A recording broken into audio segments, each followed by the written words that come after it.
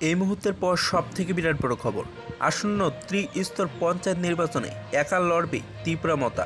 নাটক মঞ্চস্থ শুরু তীব্রমতা সুপ্রিমো। বিস্তারিত জানিয়ে দেব, সঙ্গে থাকবেন। নির্বাচন আসলেই নাটক মঞ্চস্থ শুরু হয় তীব্রমতার।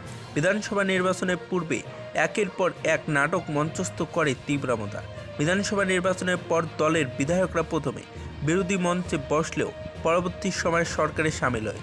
কেন্দ্র, রাজ্য এবং তীব্রমতার মধ্যে ত্রিপাক্ষিক চুক্তিও হয়।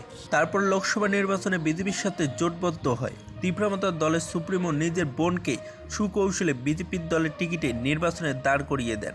যথারীতি তিনি জয়ীও হন। তারপরে বেশ কিছুদিন চুপচাপ ছিলেন তীব্রমতার সুপ্রিমো, কারণ নিজের স্বার্থসিদ্ধি হয়ে গেছে।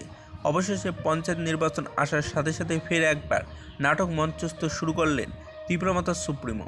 ইতিমধ্যেই তিনি সামাজিক মাধ্যমে দলের কর্মীদের উদ্দেশ্যে বার্তা দেন পঞ্চায়েত নির্বাচনে এককভাবে লড়াইয়ের প্রস্তুতি নেওয়ার জন্য।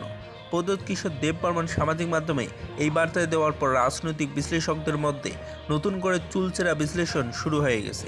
এই বিষয়ে সুপ্রিমো দলের নেতা বিজয় রাঙ্খালকে প্রশ্ন করা হলে তিনি জানান, দেখা যাচ্ছে রাজ্য সরকার নেগেটিভভাবে চলাফেরা করছে। ত্রিপাক্ষিক চুক্তি মোতাবেক রাজ্য সরকার কাজ করছেন না। রাজ্য সরকারের ভূমিকায় তীব্রমতা খুশি নয়, তাই তীব্রমতার দল পঞ্চায়েত নির্বাচনে এককভাবে লড়াই করার জন্য প্রস্তুতি নিচ্ছে।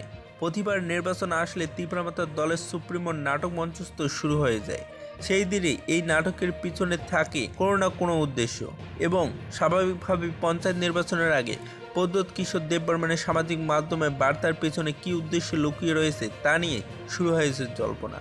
একাংশ রাজনৈতিক বিশ্লেষকদের মতে হয়তো পঞ্চায়েত নির্বাচনে তীব্রমতার প্রার্থী দাঁড় করিয়ে বিজেপির প্রার্থীদের জয়ের রাস্তা মসৃণ করে দিতে পারে, আর তার জন্য দলের সুপ্রিমো দলের কর্মী এককভাবে নির্বাচনে লড়াই করার জন্য প্রস্তুতি নিতে বার্তা দিচ্ছেন।